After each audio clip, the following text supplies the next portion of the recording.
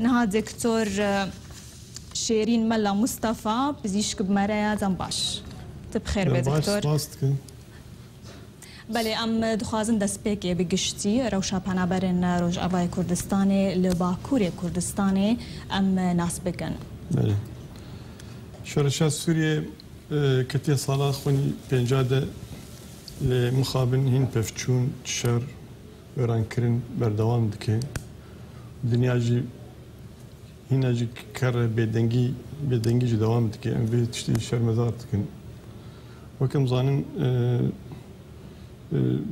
پشتی شر کو پفچون و شر و هر چت دوام کرد بهتری میلیون نیوک سوری پنابر بون هاتن ترکیه.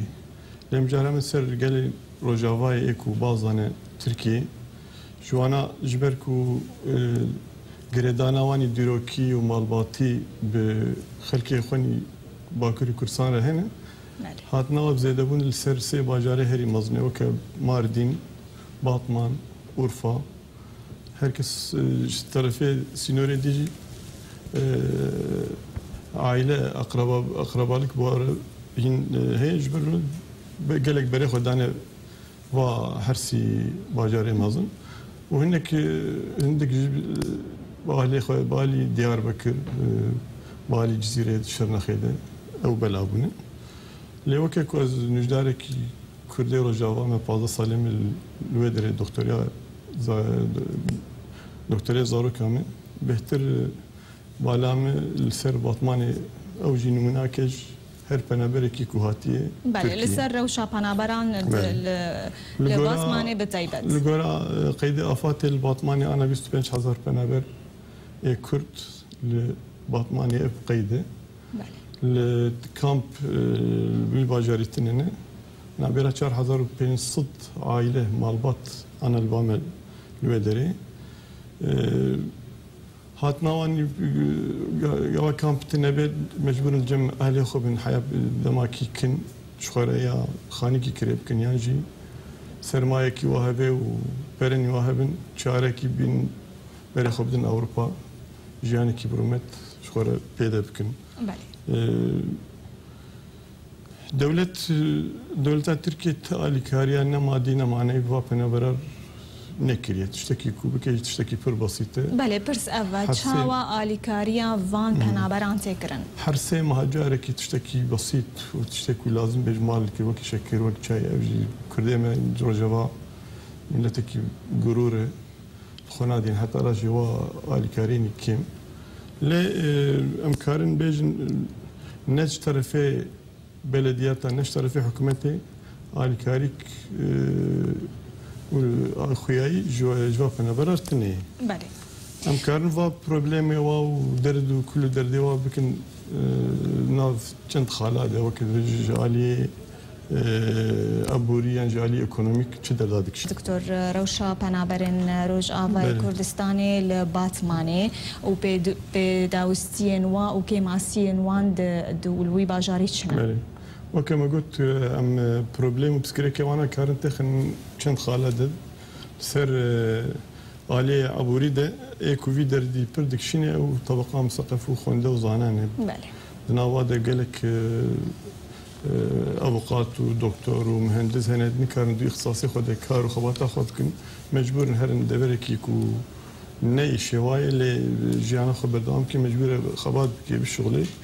بفئات کی پر کم کنی کاری به جانا کی نرمال بسیط چی دایا می خلاص کی. دیدی که و دردی دکشینه زارو که وقت شاندان توی و پاراسنا ماتن زارو کل دنیا ایجگر زارو بری 18 سال نشغله لی مجبورن بشغله بپره کی کم دهله بری آدر برینی نباش مثلا زاروگه که روزی $20 قازنی که جوای خوره بشه ده او ده دیجی و بده بیاب جغاره یا بده بری کی نباش او وجی دبی کاریساک ج نسلی کی نوره ج گلمی روزاواره افسگرکا ابوریه لی افسگرکا دیجی وارد جواکی ده بچاوێکی بچووک وەک دەرەجا دوا تێ خویا کردنج iş xelkê batmanê re nehemî tabii weke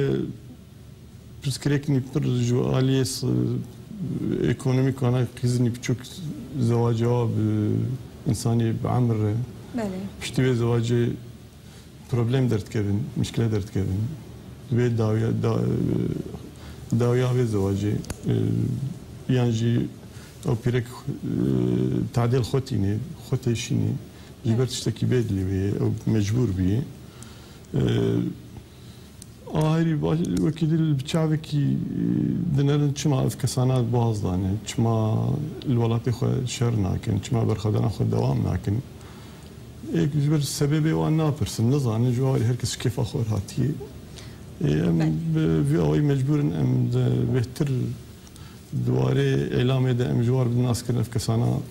ew ji rojekî kar û xebatê xwe dikin wek we em danistane partiyê Kurdî Bakurê Kurdistan re zêde bikin heyam vê manzerê ji war re zelal bikin baş بله ببوره پرسامیا داوی وقت گوت حکومت ترکیه تو آلیکاری نادیوا و گه نادیوا رخصنه ناو دولتی و یه مروی الباتمانی ام بیش بتایبت لسر باتمانی داخوی چاوا آلیکاری دیگن عالی پروردری دستکارم بیشم آن 2500 طالب خواندن محرومه نکان هر مکتبین دولت و بلدی تشتکی کجبوا و کرنوا مدرسه جواره آوان کریله چند کاملنی خیری وانا مکتبه بکرنه لی اوجی پروبلمی زیاده دکشینن دست نیپاقش آل کار دم باره لی حیاکن دوام کی اوجی نخویه لی وک دولت وک حکومت وک بلدیه جبا وانا و ترختنی ناو دولتی جی نهاتنه جوار نبونه آل کار جبت أنا نط طالب جامعة يونيفرسيتي الباطمانية أو جي دولة جوارة مدينة جامعية جيورت جوارة بيدناكي أو جي مجبور إيفارة بشغل صبحي هر مكتبي وتشوا يكي طالب هم بشغل هم هر مكتبي وتشوا وخو بيشخي أو جي بروبلم كي بر يرينجه دواره تندرستی ده وقت دکتر از بهتر سر مرکاری بسکنه چی دردی دکشین زمان درجه کمینه کو دبی وقت دیوارک نابرا دکتر و نخوشی منی رجواده کردستان منی با کرد گلک جوانا کردی دکتر کردن لی کردی نزان او دبی سببی نخوشی نه ناسکرنا نخوشی